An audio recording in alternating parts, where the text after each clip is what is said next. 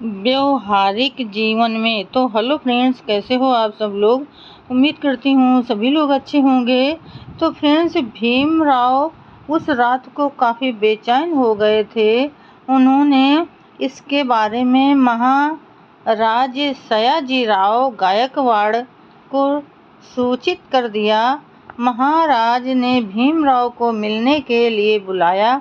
दोनों में आपस में लंबी बातचीत हुई। महाराज को इस बात की बड़ी खुशी हुई कि भीमराव ने अर्थशास्त्र पर 2 और जाति भेद पर एक शोध प्रबंध लिखा है। महाराज ने भीमराव को भरोसा दिया कि क्लब के झमेले से मुक्ति और आवास की उचित व्यवस्था और उपाय अनुकूल स्थिति होते ही कर लिया जाएगा। महाराज सयाजीराव गायकवाड़ ने भीमराव को ये सलाह भी दी कि यह स्थिति काफ़ी नाजुक है और उसके लिए मैं भी अपने अधिकार का एकदम इस्तेमाल करके सवर्ण हिंदू लोगों को नाराज कैसे कर सकता हूँ। इसलिए जो स्थिति है उसका हिम्मत के साथ डटकर मुकाबला करो। उस समय से भीमराव अपने खाली समय में बड़ौदा की सेंट्रल लाइब्रेरी में जाकर पढ़ने लगे थे।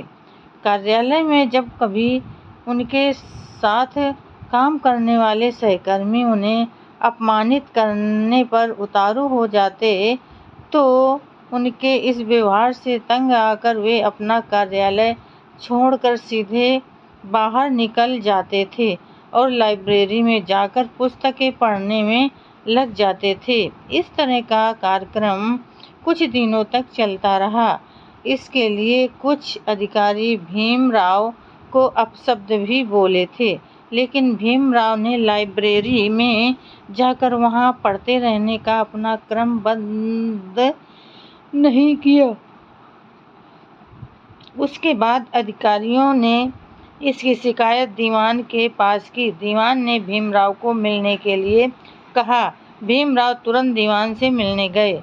उन्होंने दीवान को सारी वास्तविकता कह सुनाई।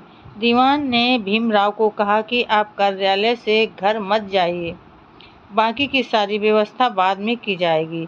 इतने दिन बीत गए, फिर हमारे क्लब की ओर से निवास की कुछ भी व्यवस्था नहीं की जा रही है। ये सब देखने के बाद भीमराव पुनः महाराज गायकवाड़ से मिले। उस समय उन्होंने महाराज को अपनी अधूरी पढ़ाई की भी जानकारी दी और अनुरोध किया कि मुझे अपनी अधूरी पढ़ाई पूरी करने दीजिए। मुझे अपनी अधूरी पढ़ाई पूरी करने दीजिए।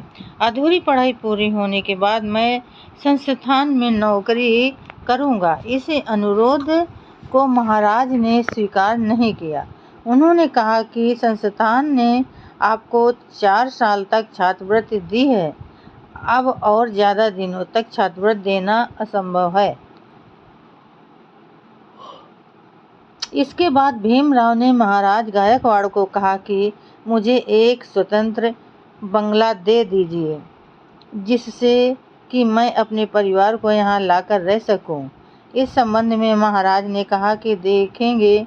रहने की व्यवस्था करने के बारे में महाराज गायकवाड़ की ओर से कुछ भी निश्चित आश्वासन नहीं मिलने के कारण भीमराव निराश होकर लौट आए। भीमराव अपने कार्यालय के काम समाप्त कर लाइब्रेरी में चले जाते थे। वह लाइब्रेरी से किताबें लाकर घर में पढ़ते रहते थे। उन्होंने अर्थशास्त्र, समाजशास्त्र आदि विषयों की अधिकांश किताबें पढ़ ली और उसके नोट्स भी तैयार कर लिए। एक दिन की बात है, भीमराव अपने कार्यालय के काम पूरे कर 2 बजे लाइब्रेरी की ओर जा रहे थे। तब तक अधिकारी ने कहा, देखिए ये साहब लाइब्रेरी के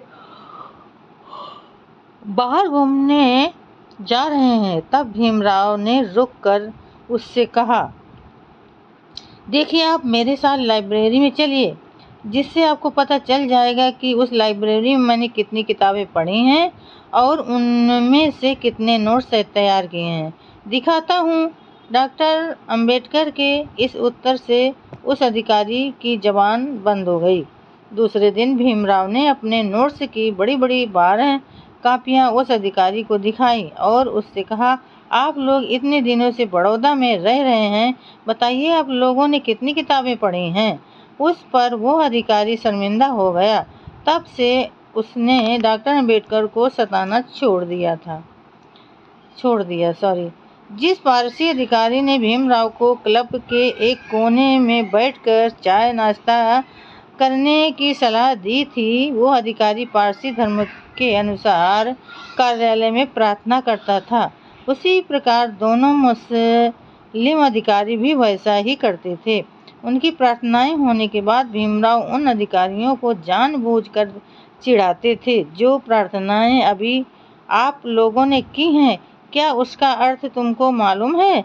उस अधिकारियों के पास डॉक्टर अंबेडकर के सवाल का कोई जवाब नहीं होता था। तो फ्रेंड्स, आज के लिए बस इतना ही। कल फिर मिलेंगे अगले नए वीडियो के साथ। तब तक के लिए फ्रेंड्स, जय भीम, नमो बुद्धाय।